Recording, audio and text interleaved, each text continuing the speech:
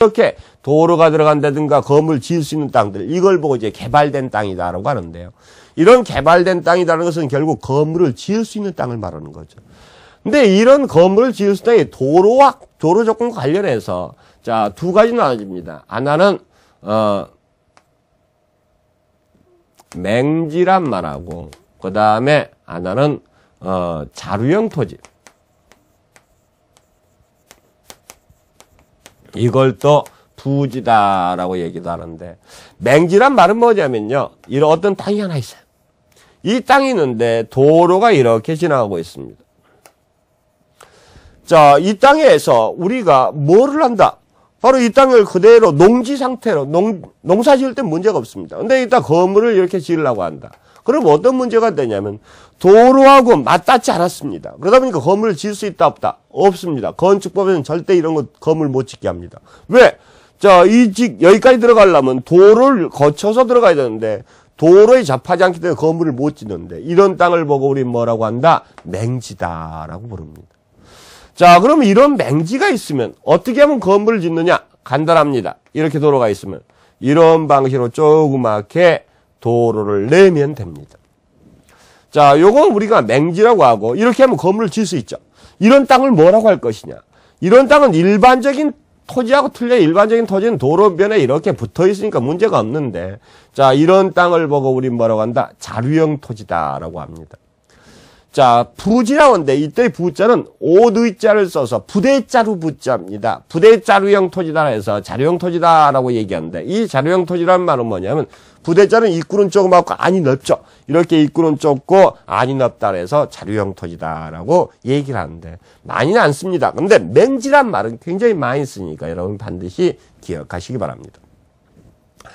그 다음에 권리를 인정하느냐 여부입니다. 권리 인정 여부에 따라서 자, 우리가 세 가지 개념이 나옵니다. 하나는 포락지란 말, 하나는 법지라는 말, 하나는 빈지란 말이 나옵니다.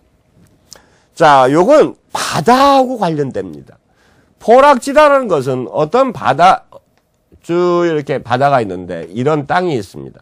이런 땅이 있으면 소유권은 어디까지만 인정되냐면요, 여기까지만 소유권 인정됩니다. 바다는 소유권 인정 안 되고 여기 육지 부분만 소유권 인정돼요. 근데 이 바다에 파도가 막 칩니다. 파도가 막 쳐가지고 이만큼이 깎아져 없어졌어요. 자, 근데 소유권이 인정된다는 얘기는 바로 뭐죠? 등기부가 있다는 얘기죠. 등기부가 있었는데 요만큼이 어떻게 됐다? 바다가 돼버렸단 말이에요. 포락이라는 것은 파도 거품을 보고 포말이라는 걸 알죠? 파도 포자입니다. 파도가 쳐가지고 홍수 같은 게 이만큼 깎여 내려간 이 땅들. 이 땅은 등기는 있어요. 근데 소유권이 인정될까요? 안 될까요? 바다가 돼버렸으니까 소유권 인정이 안 됩니다. 이런 땅을 보고 우린 뭐라고 한다? 포락이 돼버린 땅이다. 포락지다라고 얘기한단 말입니다. 이런 포락지는 등기는 존재합니다. 근데 소유권은 인정된다, 안 된다? 소유권이 인정이 안 됩니다. 그 다음에 이 땅은 사용할 수 있어요, 없어요? 바다가 됐는데 뭘 사용합니까? 사용이 가능하다, 못하다? 사용상의 실익도 없는 땅을 보고 우린 포락지다라고 얘기한단 말입니다. 근데 이제 법지란 말은 뭐냐면, 자, 이런 축대가 있는 땅이 있다. 그럼 여기다가 축대 위에다가 집을 짓습니다. 집을 짓는데 이런 축대상에 요즘은 이제 많이 발달해가지고 괜찮습니다만은 이런 축대가 많지는 않습니다만 옛날 축대는 경사가 있었거든요. 이런 축대상에 있는 땅, 요걸 보고 우리가 법지다라고 하고 요 축대면을 보고 법면이다라고 합니다. 자, 이런 법지면이란 말 의미에서 법면인데 이 법지 같은 경우는요, 자, 이런 축대 있는 땅이니까 육지 땅이에요. 등기도 있어요. 소유권도 인정돼요. 하지만 이 땅 쓸 수 있습니까? 없습니까? 축대 땅 뭐 있다 씁니까? 사용실익이 없는 땅을 보고 우린 법지다라고 이렇게 얘기한단 말입니다. 자, 근데 이제 바닷가에 있는 땅 중에 이런 땅이 있습니다. 바다가 이렇게 돼 있는데 바다 같은 경우 바다는 소유권이 인정 안 된다 그랬습니다. 근데 이쪽이 밀물대가 이만큼 물이 들어오고 그 다음에 썰물 때가 이렇게 물이 빠져나갑니다. 그럼 어디까지 소유권이 인정되느냐? 밀물 때까지, 여기까지만 소유권이 인정돼요. 너무 위로 갔네요. 저 빈지하니까 이렇게 합시다. 요거 좀 지우고요. 바닷가가 이렇게 있다. 이쪽이 밀물이고, 그 다음에 이쪽이 썰물이다. 그럼 어디까지 소유권 인정된다? 여기까지만 소유권이 인정되고 등기도 있습니다. 자, 밀물 때까지만 육지로 본단 말이죠. 근데 어떤 부분이 있냐면 이 땅 같은 경우는요.